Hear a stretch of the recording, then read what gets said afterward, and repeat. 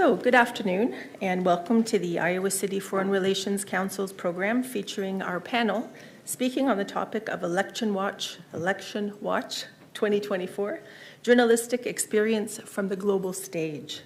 My name is Christine Shea, and I'm an ICFRC board member, and I'll be your host for today's program. We are deeply grateful for the long-standing support from our community, many of whom are here with us today. Your help has allowed our organization to grow for 40 years, hosting speaker programs with experts joining us in person and online from across the world. As a small nonprofit, we exist because of the generosity of individuals like you. We also extend our heartfelt thanks to those joining us virtually or watching this program broadcast online on City Channel 4. You are an integral part of our broad, interconnected community. I do hope all of you will consider making a financial contribution today by scanning one of our QR codes in the room or visiting our website. These free programs are only possible because of your support. And finally, thank you to our sponsors and community partners for their support. In particular, today we recognize the Iowa City Public Library for their partnership and also for the refreshments served today.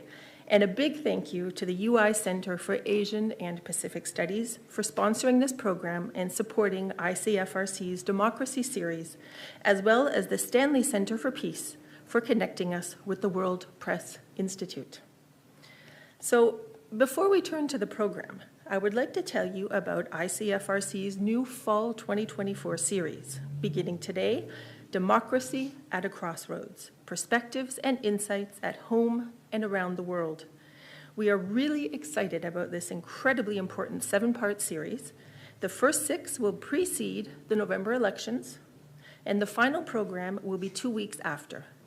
Do check out more information, including our full list of amazing sponsors on one of the flyers in the room or, again, on our website at icfrc.org. I will now turn things over to our Executive Director, Peter Gerlach. Thank you very much. So I just want to take a few minutes of your time to welcome up here with me 2 folks who have agreed to help me with a short segment that we're doing for all of our Democracy Series programs. Vicki and JB, would you come on up? So at your tables in the center there, you can see that there is a stand. On one side, we've given you lots of information about our 7 programs, the 7 in the Democracy Series. So you can see when things are coming up. Of course, that information is also on our website. On the other side, you'll see some voting resources. We are, as you might imagine, very enthusiastically encouraging folks to get registered, to be informed about the candidates, and then, importantly, to vote if you are eligible to do so. So information can be found there as well as on our website. And I do hope sincerely that you engage and that you are a part of this very consequential election that's coming up. So as I noted, we are trying to involve as much as we can folks from sort of different social locations in Iowa, asking them 2 questions and giving them no more than 2 minutes each to, 1, what does democracy mean to you? And 2, why is it important in today's world? And so today we have Vicki from the League of Women Voters and JB from Hawk the Vote. So I'll turn it over to them so that they can give you their thoughts. Okay, I'm Vicki Aden. I'm the president of the League of Women Voters of Johnson County. What does democracy mean to me? And I'll talk from sort of the lens of the League. So certainly democracy, we feel, is the best form of government because it allows the people who are being governed to have a say in what decisions are made for them. So, I'll check my notes because my memory is not what it used to be.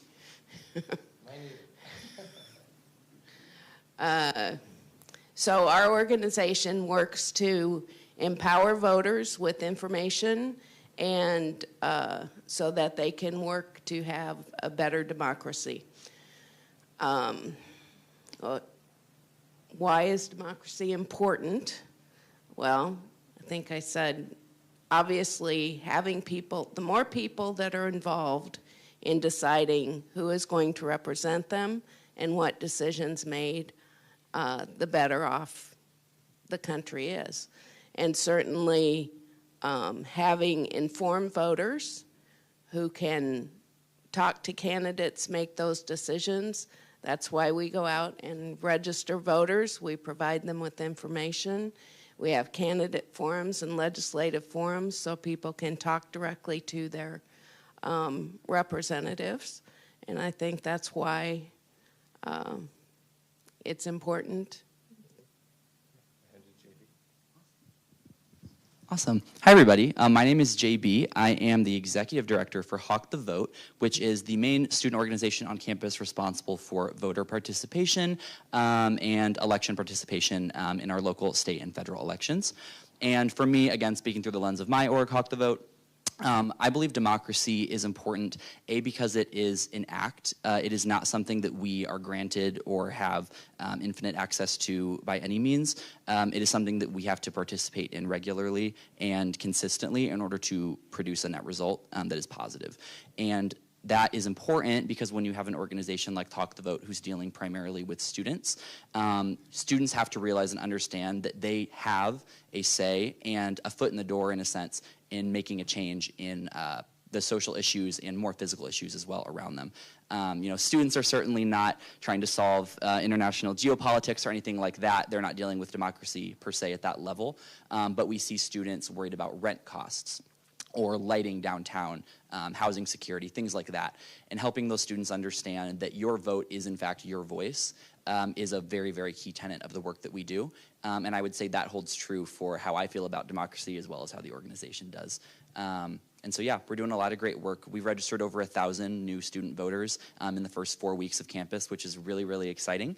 And we are also right now teaching a first-of-its-kind academic course where students are getting academic credit for learning how to be essentially like organizers for a nonpartisan organization, how to register voters, turn in forms, all of that stuff.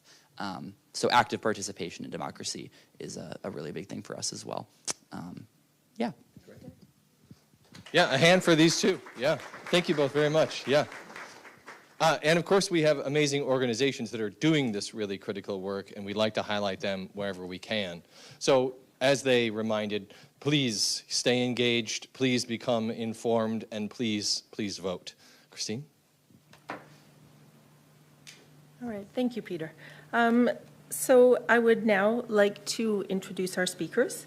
Our moderator for the panel today is Gugulethu Mfupi, who is a yes, we can thank you, yes. Welcome, thank you.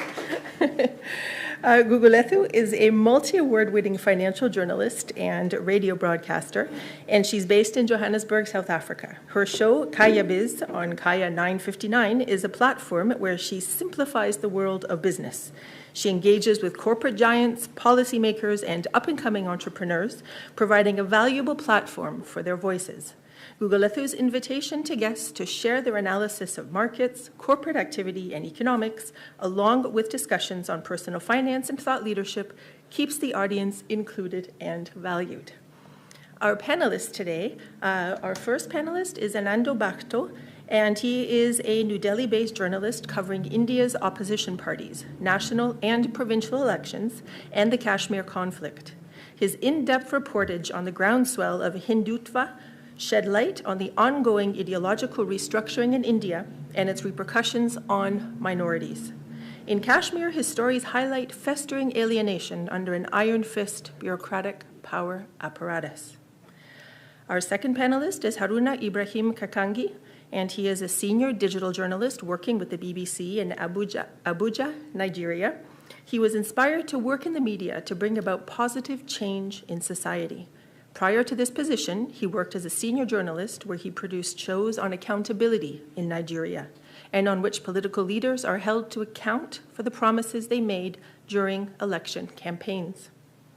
And our third panelist is Ana Basso Reisman, and she is a data and political reporter for El Comercio newspaper in Lima, Peru. She occasionally contributes as a stringer for France 24 and has been an ICFJ and IJP Fellow in the United States and Germany. Please join me in welcoming this amazing panel. Thank you so much. Thank you kindly, Christine, for that wonderful introduction, and welcome to myself as well as my colleagues. And thank you all, ladies and gentlemen, for joining us today. It's an absolute delight and a privilege to be in your presence here today, as many of you are participants in truly engaging, not only in themes around foreign policy, but beyond policy, we'll talk people. The fact that we gathered in this room here today allows us to interact directly and give you some perspective on the various countries, regions, and topics that we typically focus on as journalists from all over the world. Now, as Christine has so wonderfully done, she's introduced myself and the colleagues that I have with us as panelists on the table here today. But we certainly are not alone. Many of you would be well aware that the WPI is a very important organization.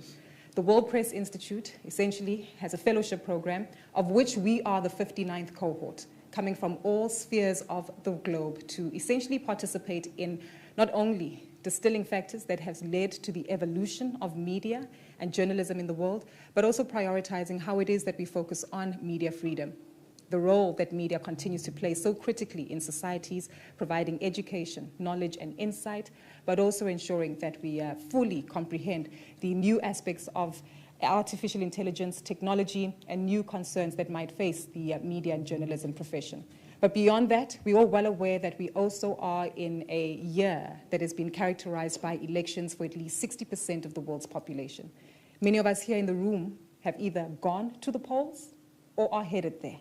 So today we will be focused as well on how it is that the WPI as an organization, together with the various stakeholder engagements that we'll be having, are not only focused on broadening the aspects on conversations around media and media freedom, but also understanding how this continues to play a critical role in driving the themes and conversations around democracy.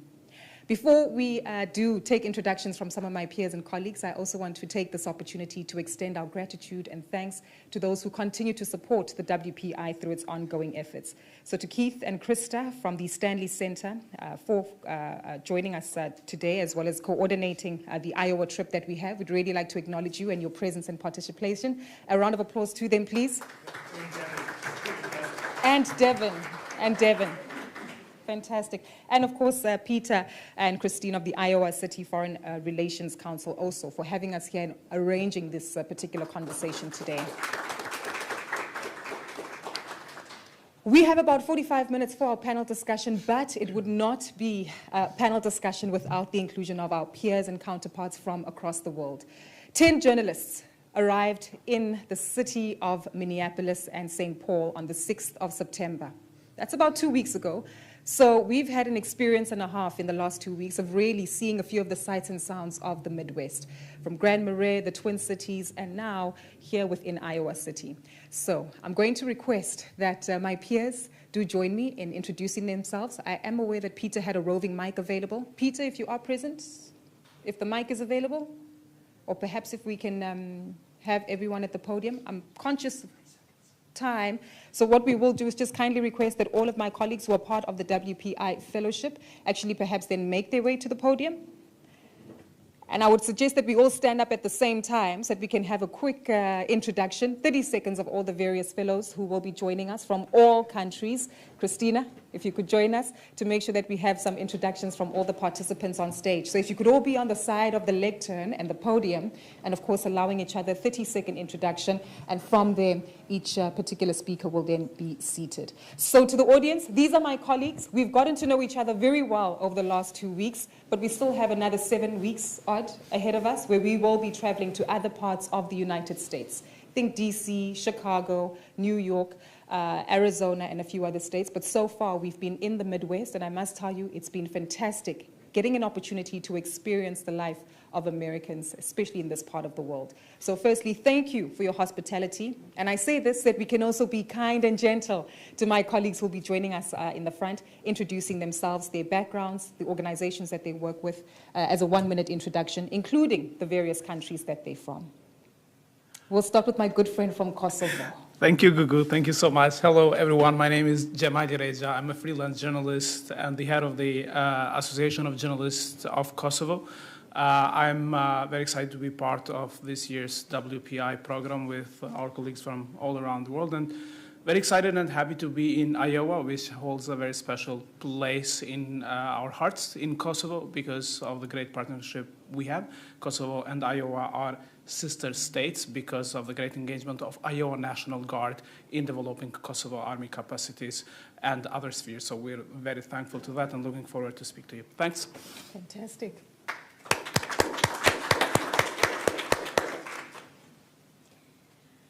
Hello, I am Sanna and I am from Finland, Helsinki. I work for Finland's national news agency STT, which is like a Finnish version of like Associated Press, just a much smaller audience, I would say. I cover very much political news and also foreign news, and it's very great to be here and see all the different sides of the American life. We have already learned so much, and it's very interesting with the election coming, since Finland and United States became very close last year where Finland joined NATO. So we are looking your elections with a big interest regarding that. Thank you. Hello, I'm Luciana from Brazil. I work as a business and financial reporter for O Estado de São Paulo, which is one of the most important Brazilian newspapers. And I'm very happy and excited to be here in Iowa, as it's one of the biggest ethanol producer and corn producer, which is like something that we also have in Brazil. It's very important for our economy nowadays.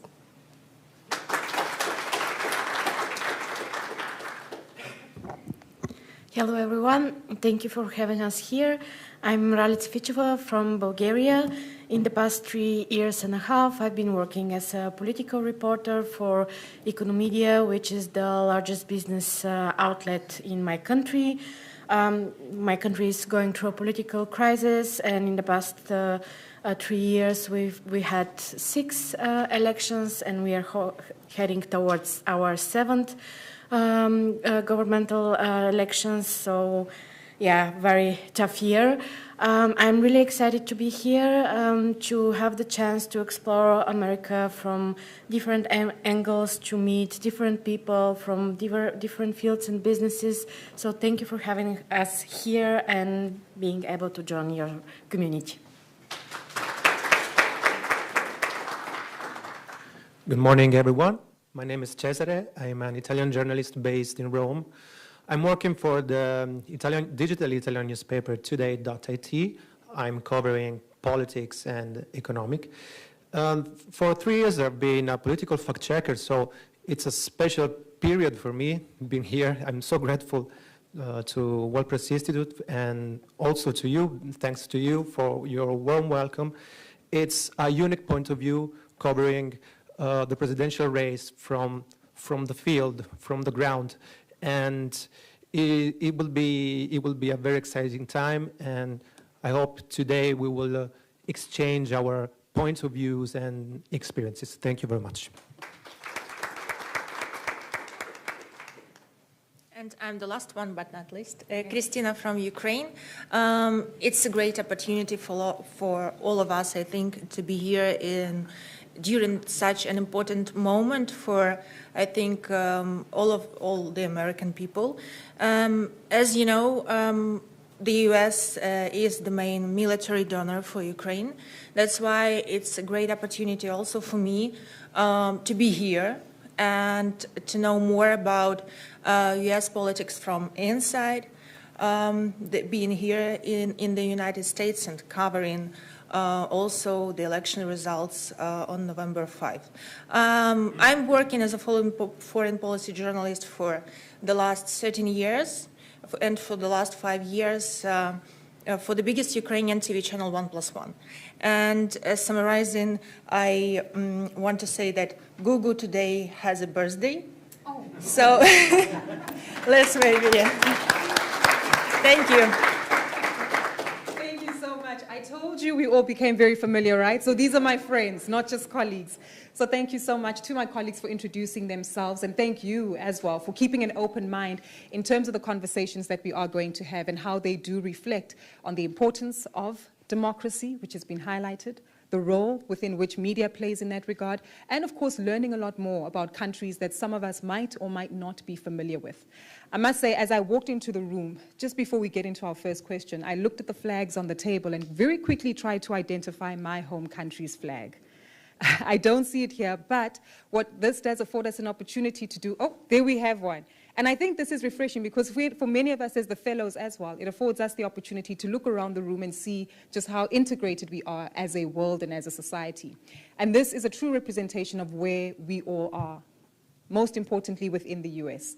How the US as a key player, not only in terms of democracy, but world trade and economics, continues to prioritize the role in its relationship with many other nations and regions. So it is refreshing that we have this representation that is present in the room, not only through the flags, but of course the partnerships and the conversations we'll be having. As has been highlighted, the theme that has been set forward by the Iowa City Foreign Relations Council is one centered around democracy. For all of us, we've had the opportunity to actually witness what democracy looks like in our home countries. I come from South Africa, a country that has only experienced 30 years of democracy, and in our most recent elections, we've seen a shift in terms of the political powers. This is on the back of a heightened level of frustration that's been shared by voters, many of whom who have gone to the polls to let their voices be heard, and as such has led to the very first time where we don't have one political party winning an outright majority. As such, we have what is called a government of national unity, multi-party leadership, which is really a shift in terms of the political leadership in South Africa, but also its impact and consequences on policies and the business environment. One of our partners in terms of global trade is not only the United States, but also the BRICS region of countries. India is one of those countries within BRICS.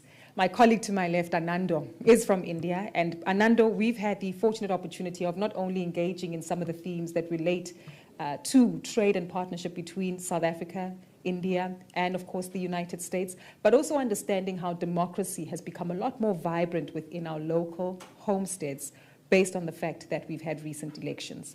I'm keen for you to reflect on the elections that were recently held in India, what kind of outcomes we've seen, and how media has played a critical role in sharing feedback and outcomes to these conversations. Thank you, Gugu. Is it on? It is on. Yeah, I believe thank you. so. Is it on? Can you all hear him? Yeah. Fantastic. First of all, a note of gratitude to the World Press Institute for bringing us to the nerve centers of America in an election here, a high-stakes election here, and in the electrifying company of 9 distinguished fellows. Thanks also to Stanley Center and Iowa Foreign Relations Council for organizing this talk today, which I hope will be engaging and edifying. Now, talking about democracy, Gugu used the word vibrant. Well, that's definitely what we all desire, but sadly that is not the case, especially in many developing countries and increasingly in developed countries also. A democracy is vibrant when you have subaltern perspectives and representation in the national conversation and in leadership. But that is increasingly not the case in India, unfortunately.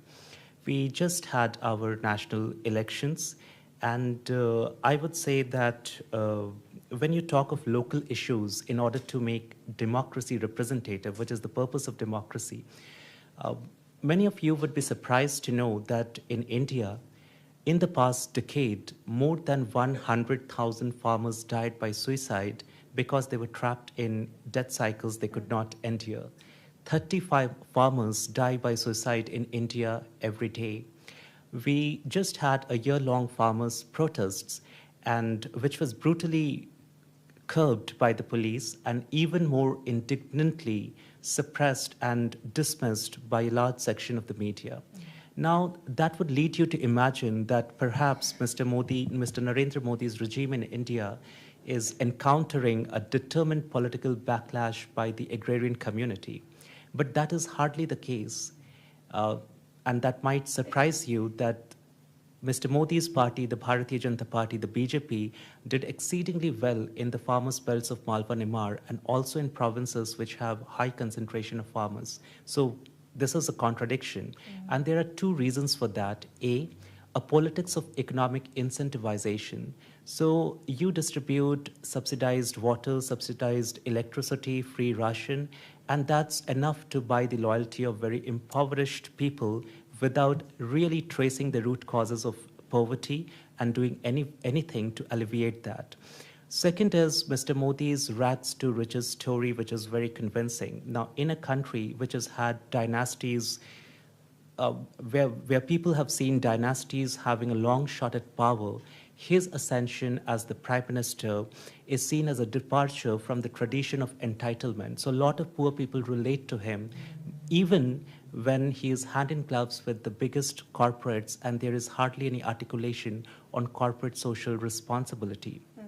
Politicization of national security issues and strengthening commitment to placing the social and political priorities of the majority Hindi community on the top are also ingredients of politics, but that means that his personality cult gives him great dividends in elections, but that also leads to deflection from local issues, which makes democracy less representative and defeats the purpose. And what you're highlighting here, Anando, really gives us some insight into perhaps the news flow, access to information, and how that perhaps might see the distorted results we see when it comes to elections and political results. This highlights the important role that media and journalism plays, right, in sharing a lot more information with the public. Share with us, in your experience as a representative of the media in India, perhaps just the level of ongoing access to adequate information, which is easily accessible for even those who might be within the agricultural space.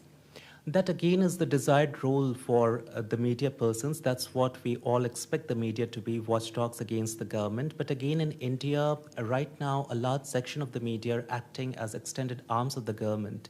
So the role of the media, it seems today, is to give political succor and legitimacy to the Hindu nationalist policies of Mr. Narendra Modi.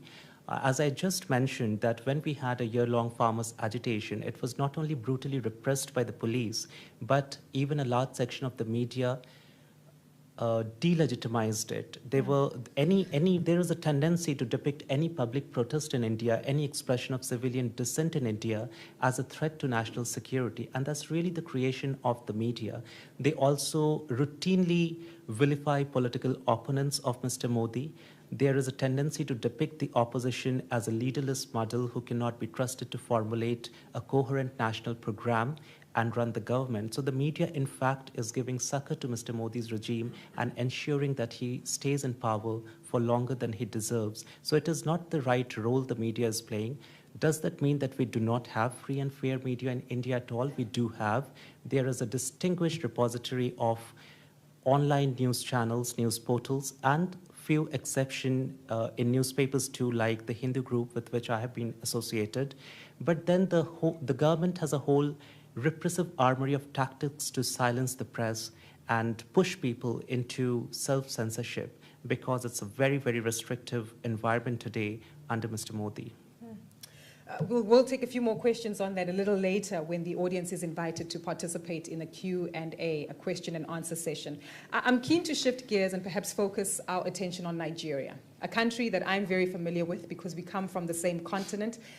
One that, of course, has a great level of opportunity in terms of its richness in natural resources. It's very buoyant and young population. But of course, like many other economies, following its most recent election outcomes, Haruna, we've seen a number of changes take place within the democracy of Nigeria. This has had economic implications. If you take a look at the depreciation of the Nigerian currency, heightened level of inflation, which then impacts on the livelihoods of Nigerians on the ground.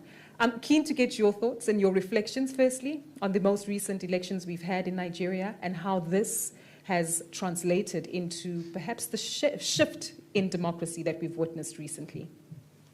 Okay. Thank you, Gugu, and thank you everyone in the room. So just like you introduced, Nigeria is like the most populous country in Africa. We have a population of over 200 million.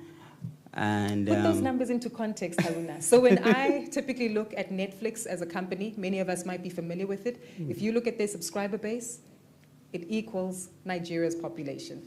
So next time you think about Netflix and Nigeria, know that they have something in common. Exactly. And that is why a lot of countries around Africa are looking up to Nigeria, actually, because we are almost everywhere, not only in Africa, but in other parts of the world. Mm-hmm. So when it comes to democracy, I wish to state that this year we celebrated actually 25 years of uninterrupted democracy. That is from 1999 to date. And that is something that we've not achieved in the past, because ever since we gained independence in 1960, we've had a couple of military coups and interruptions in democratic process. So, but we've spent 25 years now under democratic rule, and we've had transitions from one democratic rule to another. We had expected, actually, in Nigeria to have our democracy more matured than it is currently. We thought we were going to witness improvement in terms of our elections. But it's not happening, actually. Sometimes it gets better, and sometimes it gets worse. Mm-hmm. Last year, we had a general election in Nigeria, and we have a new president. But then the credibility of the election was kind of questioned a lot. And we even thought that, okay, the election we had, or the past 3 elections we had in Nigeria, mm-hmm. was actually a more fair and free compared to the last one that we had. So which means, like, we have a kind of, we are like, I can't say moving backwards, but we're like not consistent in terms of improving our democratic process. I think a lot of democracies can potentially relate to that, right? I guess even right here in the US, there was a time when that was the feeling on the ground. Yeah. So you're quite right. Yeah, and so just like it's mentioned earlier, democracy actually needs to translate to, people getting or having a say in what's happening, and also, in the cost of living and so many other things that affect the citizens. But then Nigeria is wealthy. We have oil. We are the number 1 exporter of crude oil in Nigeria, in Africa, I mean. But still, when you look at the poverty level in Nigeria, it's really high, because we have more than 50% of the population are living below the poverty line. And insecurity, we have insecurity here and there. The previous administration was able to suppress the activities of extremists yes. in the northeastern part of the country, Boko Haram. Mm-hmm. I know a lot of people are familiar with that, the activities of Boko Haram, which has led to loss of lives, displacement of a lot of millions of people. Yeah. But still we are kind of back into another type of insecurity in different parts of the country, where we have, like bandits or armed group men invading societies, killing people, abducting people, demanding ransom, and so on. So people are not really satisfied with the actions taken by the government, especially the recent government. After the president was sworn in last year, May 29th, he made some pronouncements which has greatly affected the lives of people in terms of economy and security. Nigerians have enjoyed what we call fuel subsidy, but there has been so many debate about it, because it costs the government a lot of money. But then when he was sworn in, he mentioned in his acceptance speech that fuel subsidy is no more, it's gone. And from that day, prices have multiplied in 4 folds. We were buying fuel, say a liter of petroleum at 80 naira, but now it's around almost 1,000 naira, which has had great impact on people. Exactly. I'm glad you mentioned this because it does put things into context for us to understand the realities of the livelihoods of those who live far and wide across the globe. I do want to lean into a point that you highlighted, the fact that despite the fact that we've seen economic concerns on the back of the election results, but Nigeria's democracy is vibrant in the sense of open and active public knowledge. This is important because Nigeria's counterparts on the west of the continent have seen a number of coups take place. Think of countries like Niger and a few others. Let's talk about the importance of media freedom, its role in Nigeria, and how it has highlighted this importance around the stability of a democracy versus what we see other Western economies go through. Yeah. So media, as we know, is critical in any country, because of the role that the media plays. Just like other developing countries, Nigeria, in terms of media freedom, we are not really ranked among the best. So we have moments where, the government try to suppress the media.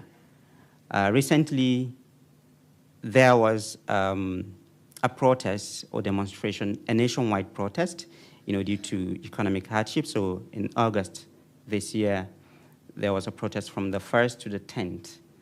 And during that time, you can vividly see, the way authorities are really not happy with the way the media is working and a lot of effort to kind of suppress the media.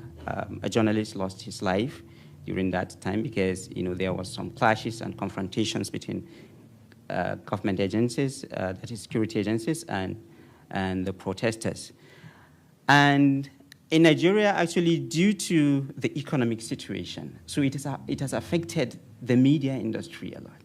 Mm-hmm. The media industry was supposed to be independent so that it can report fairly on whatever is happening. But then, generally, almost, I can say 80% in Nigeria, the wages do not meet up with the economic realities on ground.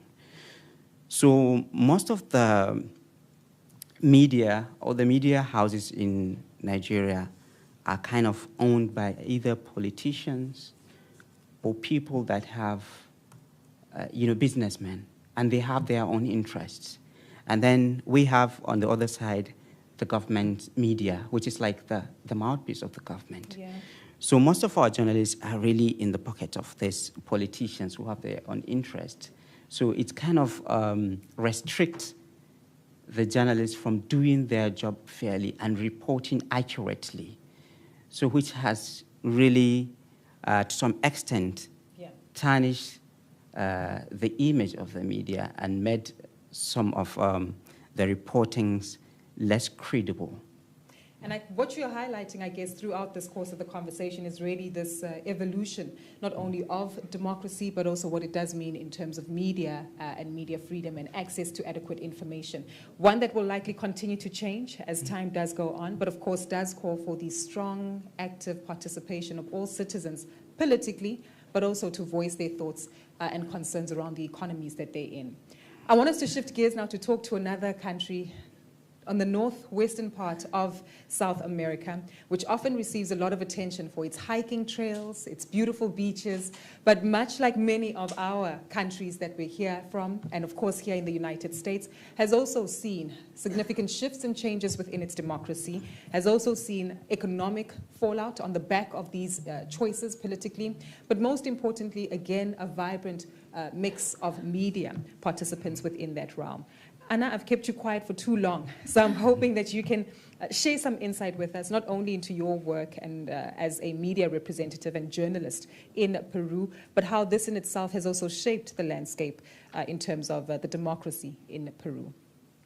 Thank you, Gugu. Thank you, everyone, for being here. I feel very grateful for visiting so much of the United States. There are more trips ahead, but I am very happy to be in Iowa so far. You're right, Gugu. Peru, in the mind of many people, is a country they like to visit for hiking or because of their beautiful landscapes and delicious food and all that. But Peru has always, like Nigeria, has a very young democracy. We have a constitution that's turning around 24 years old. So, sorry, 31 years old. So it's a very young constitution. It's a product of an authoritarian government that we had in the 90s until the 2000s. So the early 2000s. It's a country that has a lot of problems with its political system because it's not stable. We've had leaders who have manipulated the constitution or tried to also lead coups in the country. In the last government that was elected in 2021, we had a president, Pedro Castillo, who was elected fairly in democratic elections. But unfortunately, he decided to lead a coup in 2022.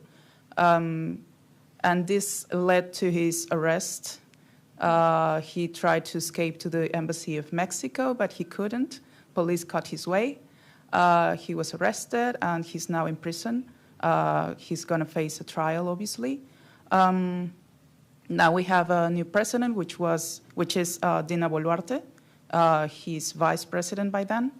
Dina Boluarte's government is also very questioned because during the first weeks of her taking office, people were protesting against these changes in the leadership of the country. They protested because there were people who were supporting Pedro Castillo, or they protested because they were sick of everything. Mm-hmm. And these people were, sadly, some of them were killed during these protests. And there's no justice for them yet. There will hardly be. So it's very worrying and concerning in the country. Talking about the media, you're probably asking about that. We have a system that really facilitates freedom of the press. We have no problems such as real persecution of journalists or intimidation. We have some other, even though there are leaders and politicians who have used some laws in their favor to prosecute journalists. They do not go to the Rectification Act. Mm-hmm. They just immediately sue you for defamation. Wow. And that is some kind of intimidation, is some kind of censorship tool for them. It's a problem for journalists who really want to hold people accountable in the country. But so far, the media is not really under that kind of pressure. Mm-hmm. I mean, during these prosecutions, you can easily, nobody really gets sentenced for that because eventually those trials just get dropped off. As other journalists in the room, I think we're breathing a sigh of relief that even though things do get quite tricky and difficult to manage, that perhaps there is no full prosecution for limiting media freedom, essentially. So there is an aspect that we can be positive about. I'm hoping that what you've gathered from the feedback you've heard here on the table is, number one, democracy matters. It matters because it plays an influence on the quality of life and livelihood that all of us as citizens in our respective countries get to experience. Number two, democracy changes and is changing. And that's through the influence of being active voters. And understanding that through the change and the shifts in democracy, there are consequences and outcomes. At times for the good, where institutions continue to live by a greater sense of integrity and following through on their mandates, and in other times where there might be consequences such as economic calamities, a lack of adequate support, or management of capital from government, or even the right policies. All of this sets the tone for what will also be happening here in the US, whether it's housing, managing immigration as a policy, how it is that we also factor in human rights and themes around abortion and the legalities around it. It all speaks to what it is that you as American citizens in the United States will have an opportunity to share your thoughts and views on by heading to the polls. Just to double check before we go to questions in the audience, I'm keen to understand of the Americans in the room, how many of you are eligible to vote and if you've registered to vote by show of hands? Fantastic. Will you be voting on the 5th of November by show of hands? Fantastic. Exactly. Well, what you decide here essentially plays an influence and it has an impact on the countries that we represent as fellows, right? Understanding that there's a relationship we have being global citizens and participants. And that's perhaps the question I do want to ask my panelists and colleagues in the room as to what the US elections means for our respective countries. In a country like South Africa, we remain very key global partners. The United States has not only been a significant player in assisting South Africa from shifting from apartheid to a democracy, but in the current day that we stand in, we have more than 600 American businesses that are invested in South Africa and contribute to employment, contribute to the development of our country, and contribute to the vibrancy of the economy we have. If you see a Ford, no Amazon or Walmart, know that they are also invested in a country like South Africa. So the outcomes of the decisions that take place here do have consequences and are of significance to our global partnership. I'd like to come back to you, Anna, and maybe start there. When we take a look at the role and function that the US has in terms of its relationship with much of South America, how would you characterize it? But more importantly so, how do you see this playing an influence on the foreign policy relationship that the United States has with Peru, looking at the elections and the importance of the voting taking place in November? Well, first of all, the United States is Peru's second commercial partner. Is, after China, the most important country that contributes to the growth of the economy in the country. And we have a trade agreement since 2009. It's already been 15 years of this agreement. Obviously, in the first election of Donald Trump, when he was running for president in 2016, there was a concern because Donald Trump was talking about dropping some agreements. He was talking about NAFTA, he was talking about NATO, and he was talking about all these kind of coalitions with other different countries. But in Peru, there was obviously a growing concern about how could Donald Trump or any government that was kind of talking about revising agreements or trades would affect the country. Obviously, that didn't happen during his government, which was good news for Peru. Another concern, and sorry, I want to talk about trade because the kind of products we mostly export to the U.S. are like our gold products in the country. We export blueberries, which is like one of the biggest products that we export to the U.S. We export asparagus. We have grapes as well. So probably you should, when you go to the supermarkets, notice where it comes from. Yeah. We export copper and gold and other products, but those are the most important ones.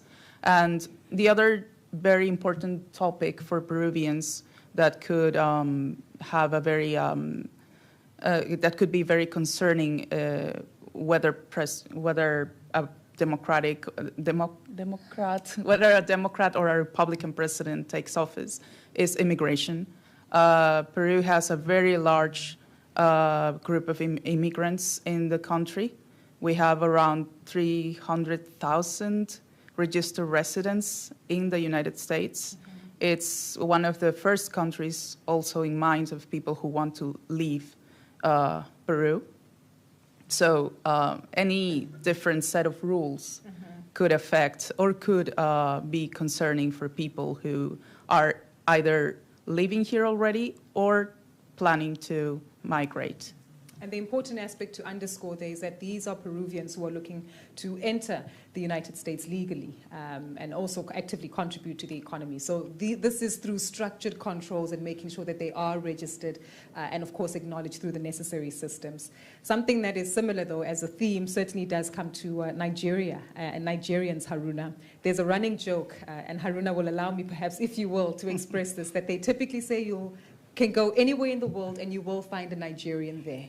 And that speaks to just how active Nigerians are in exploring the world and being global citizens. I'm keen to get your perspective, Haruna.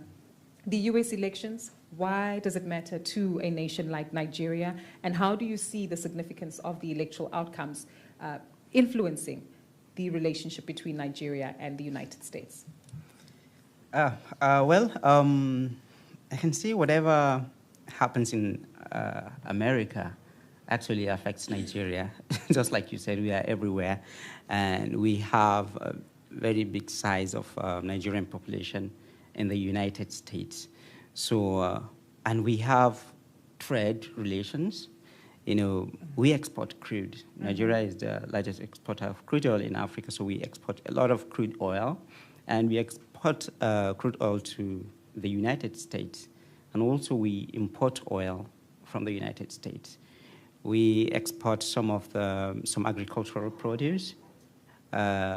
We import machineries from the US, and so many other trade relations that we have. So, and when you look at Nigerian economy, I could remember just a couple of months back, there was so much debate about the dollarization of the economy in Nigeria. Yes. Because we use US dollar a lot. Yep. So whatever affects the dollar, so much it affects the naira. That you'd rather trade and purchase, Yes. make purchases in using a US dollar versus a Nigerian naira. So that just speaks to the strength of Exactly. the US currency. Currently, authorities in Nigeria are trying to stop some schools from, accepting fees using dollars, American US dollars. So, and we always compare our currency to the dollar, which recently, because our naira has lost lots of value, it contributed to the hardship that we are currently going, because we've lost our money has lost value. So when we talk about U.S. election, like everybody in Nigeria is keenly following whatever is happening in the U.S. Who's going to win? We know there are some policies in the past that have impacted a lot of people. I personally have friends who were living in the United States, but because of some policies, they had to leave around 2020, 2021. You understand? I think in 2020, beginning of 2020, there was a policy where Nigeria was included among the countries that its citizens were banned from coming into the United States, especially immigrants. They can't receive immigrant visa. It had a lot of impact on Nigeria. And when you look at the issue of migration, which is just what I started talking about, it is a big issue currently, in the build-up to this election, and it's going to play a very significant role. I could remember, some of us were not happy with the way migrants from African countries and Haiti were described by the former president, I think, a while ago, in some years back. Yeah. So we are really keenly watching, and we have so much interest. And whatever happens is going to affect Nigeria. If policies in the United States leads to inflation or increase or decrease, it will certainly have impact on Nigeria's economy. And policies around migration would definitely have impact on Nigeria's economy. Sure. And also when you look at trade deals, and bilateral relationship between the United States and African countries, it will certainly affect Nigeria. Definitely. There is a particular trade agreement called the Africa Growth Opportunity Act, AGOA. AGOA, yeah. Yes, which is actually currently up for renewal in the year 2025. And in the month of August, several African leaders within their commerce divisions of their governments actually visited Washington, D.C. to ensure that there are active negotiations to understand how that agreement can be maintained, whether it's Nigeria or South Africa or Kenya, exporting not only mining resources and mineral resources, but of course fresh fruits and grapes, much like Peru, but also understanding how America does continue to open up an opportunity for trade to take place by minimizing tariffs. Now, you did mention Haruna, the former president of the United States, and as we know, he is still a candidate, specifically as a Republican candidate for the presidential elections. There's been a lot of similarities that have been drawn to the personality traits of Donald Trump, to the leader as well within India, Narendra Modi. And I'm keen to get your thoughts on this one here, to paint a picture in terms of some of the similarities we might see in the personality dynamics ahead of the politics, but also understanding from a perspective of India, a buoyant economy, what the outcomes of the US elections might mean for your home country. First of all, very important economic insights from my colleagues from Peru and Nigeria. And India, of course, has a robust economic ties with the United States. We are, after all, a country of 1.4 billion, so consumerism is predominant. It's so way more than wide. Netflix, in other words. Yes. I just need to way find more than another that. company to compare that to. But I would like to address this question by delving into the political processes part, because numbers are very important, but so are political processes, especially when there seems to be a common playbook for many right-wing figureheads across the world. Coming to why American elections are very important to India, I think India right now is in a situation where a lot of people are attempting to preserve democracy. After all, we have a government under whose aegis there has been an invasion of civil liberties. The judiciary and the media appear aligned with the executive, and there is an attempt to undermine institutional autonomy, federal autonomy, and every day the Muslim population is vilified and harassed, all of which are really the fallout of surge in right-wing politics. In America, there was a similar strain to its pluralist traditions, but I also feel that democracy in America is holding up, and in that there is a combat model for several other democracies who have the task of containing right-wing politics with all its illustration of moral arbitrariness. Apart from that, we also keep hearing that India is the bulwark against authoritarian regimes in South Asia, particularly against the growing belligerence of China, which is using its Belt and Road Initiative to expand and augment economic ties with smaller but critical countries in the region. And this is again a region with 2 billion population. And then using economic ties to monopolize politics, monopolize geopolitics, with its fallout and impact on maritime security in the Indo-Pacific. Now, India and US ties are increasingly getting closer and more important, but we in India also want to understand what America and either of the two candidates, either of the political parties, the main political parties, are planning in terms of capacity building to contain the might of China. And I must also emphasize here that there is an element of obscurity here which leads to, if not disappointment, certainly some restlessness in India. Having said that, yes, I do believe that there is a common playbook, a lot of similarities between how right-wing figureheads and regimes function across the world. I would say that there are three chief ingredients of this playbook. Sure. A, creation of nationalism which is pivoted on identity, creation of a common enemy, and everyday creation of fear and hate against that common enemy. These are the tricks that right-wing figureheads employ to hold on to power and concentrate power.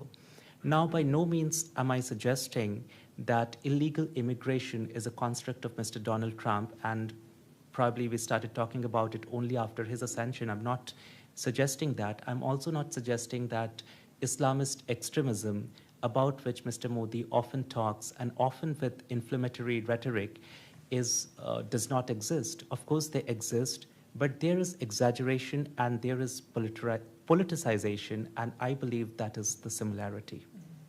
I'm hoping what you've also identified, of course, as for us as audience members, is just how similar all these themes appear to be within our various countries, whether we're here in the United States of America or perhaps in Finland, in Kosovo, in Bulgaria, or even in Nigeria. There's an interlink between what it is that we've discussed here regarding the importance of democracy, the importance of being able to vote and exercise your political choice, but also understanding what decisions and outcomes are typically placed on those political choices.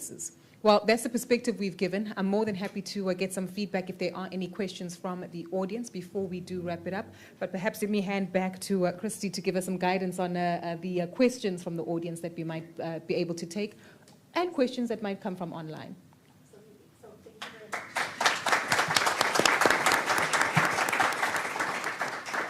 I'm Smith from Malawi.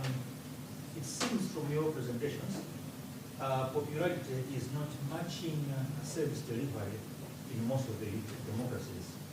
And yet, it is that popularity in democracy that brings people to power. What is the role that you journalists can play in seeing to it that there is a balance? Also bear in mind that some of the journalists might also be the ones that are compromised, as he mentioned about the not so good conditions of journalists. Thank you so much. Thank you. This is a broad one. Anyone want to go for it first? I perhaps assume two of us might be able to respond. Sure, I can rephrase the question for you. The question essentially speaks to what the role of journalists and journalism is in educating the populace that typically continues to vote the same government into power that does not deliver services. I've paraphrased correctly. Thank you, sir. May I? You may go ahead. Yeah. I think that, first of all, the role of the journalist is to fact check, because we live in times of 24/7 disinformation campaign, and this disinformation campaign is just not from some callous person operating the social media. There is a coordinated disinformation campaign from political parties. For example, our Prime Minister in the recently held elections often announced to people that he referred to the Muslim community as a population, as people who produce too many children.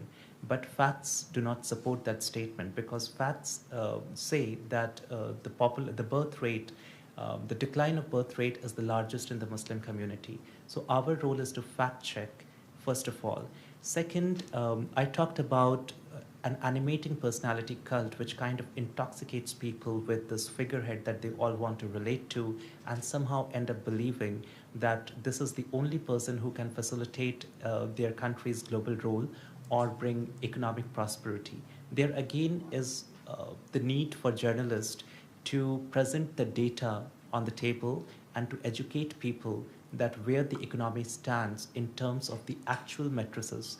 For example, I said that farmers have been voting for Mr. Modi, but whenever I report on farmers' issues, I definitely make a mention of the facts that Prime Minister Modi's crop insurance scheme has been assessed by several economic experts to be a sham. Mm-hmm. I bring to them, I impart the knowledge that they're not getting the minimum support prices for their crops, even when it is constitutionally guaranteed. So that's how you need to educate the people, and for that you also, first of all, need to go to the field and interact with the poorest of the poor.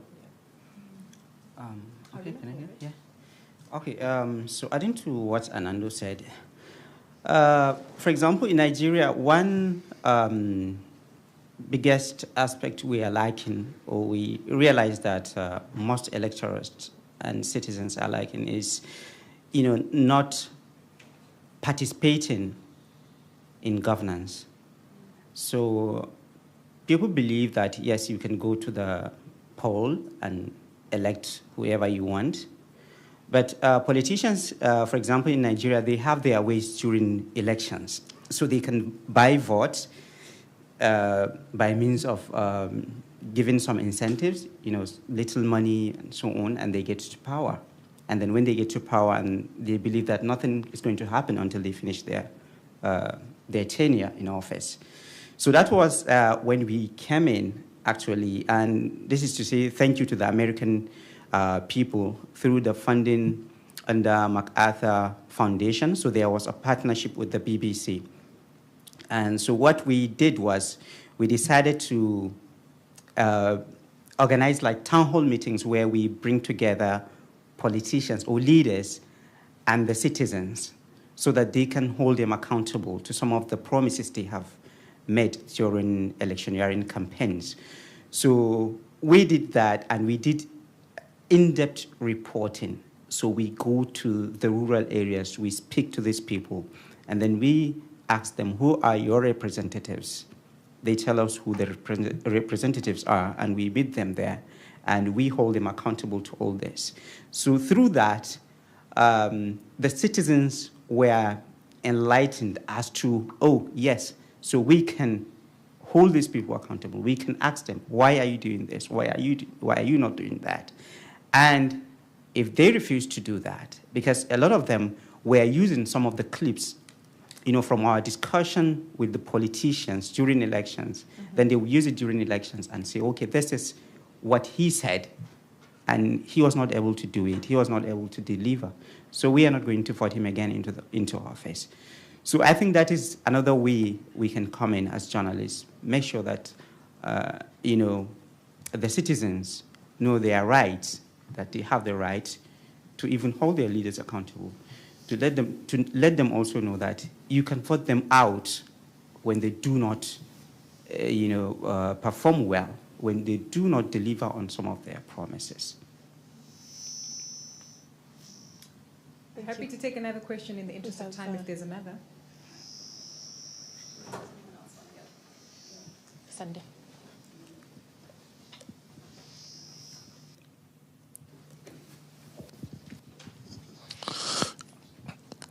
Thank you so much for all the contributions. And Google, this is going to refer to you, but also related to all the other countries that have spoken.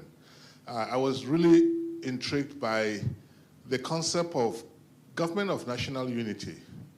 What we have realized, including in the US here, is that once a party comes into power, they become so powerful that they control the next election. It's different in the US here, where you have a two-party system.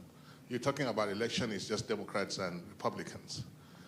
In Nigeria, for example, where I come from too, if somebody goes, a party wins election, it's like almost all next elections are going to be won by that political party because they control the resources of the state. Yes.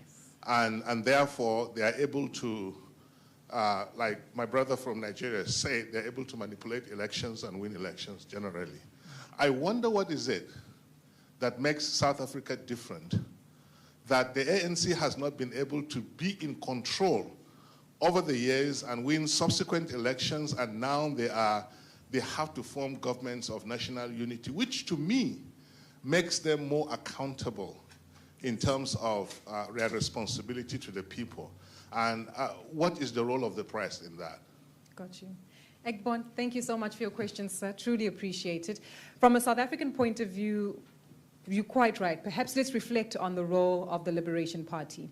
The ANC, known as the African National Congress, is essentially the liberation party that brought South Africa to freedom, held our first democratic elections in 1994, and since then, they've won and led 7 administrations of government in South Africa. Now, that has come to an end this year, as of May, following our most recent elections, on the back of a heightened level of frustration, not only from much of the public who have witnessed a level of financial malfeasance, corruption, and fraud from and by the ruling party, and this has been documented in a number of articles and stories that have been shared by media who have highlighted the concern around state capture in the country. But there's also been a frustration of members of the ANC themselves internally. We've seen a significant number, at least 3 political parties be established and break away from the ANC as the ruling party and form their own units of political leadership. These parties themselves are who have gained a strong number of new followers within the most recent elections. Why is this important? Because it helps us understand that the people who are calling for the change are people who perhaps were part of the problem in terms of the institution of the ANC.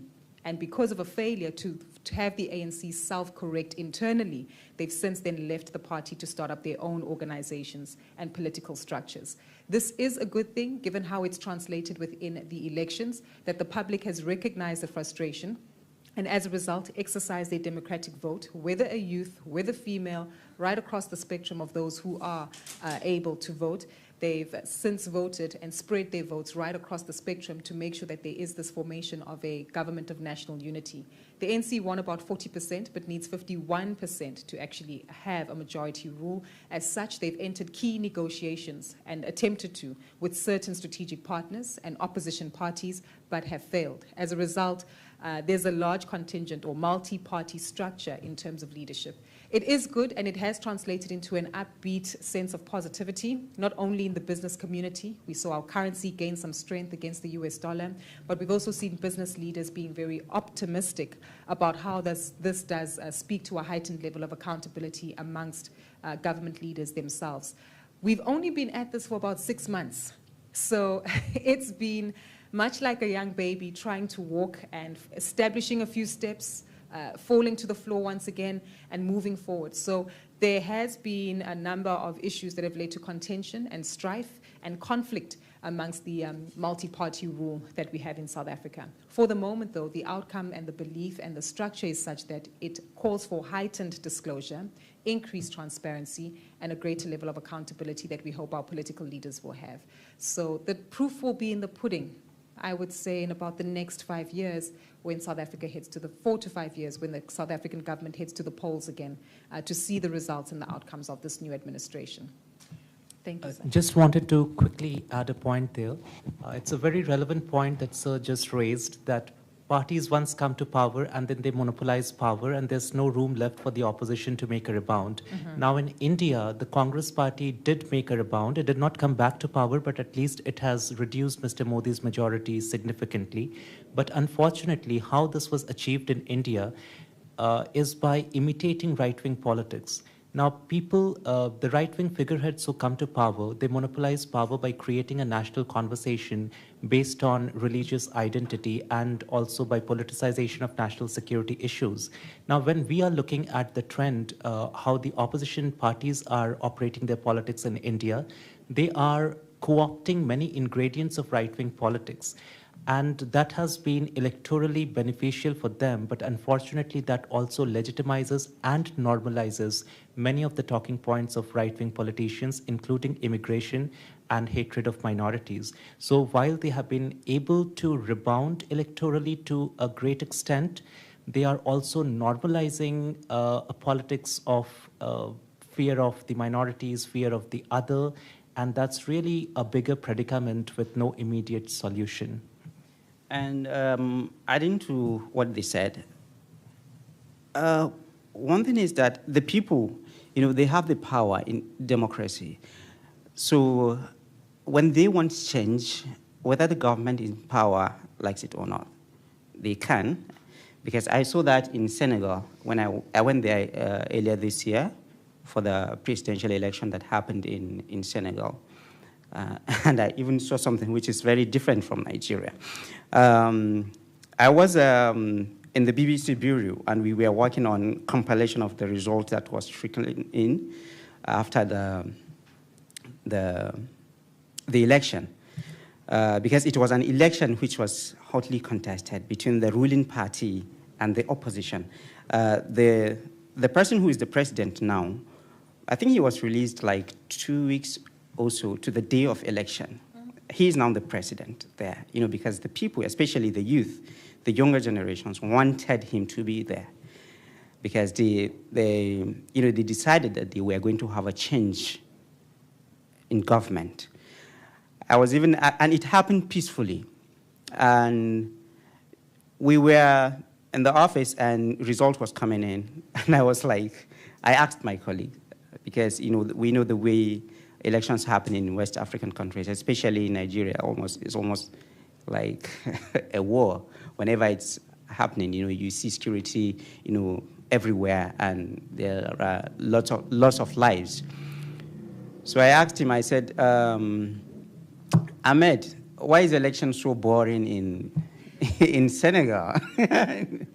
So he told me that, the Senegalese are tired of violence and they're tired of this government. And because, every now and then when there's violence, they destroy public properties, and it is the public fund that would be used to repair all those things that have been destroyed. So the people decided that they're tired of violence and they're tired of the government. So they're tired of that party. And they did that. They voted out, especially the younger ones. They were out. They voted, and it happened. They changed the government and everything there, and it was peaceful. I wish our Nigerians people are going to learn from that, because it's really changed the way I think about election and the way people even behave. I would like to add, probably the structures are not the same in my country, because we have like a presidential republic.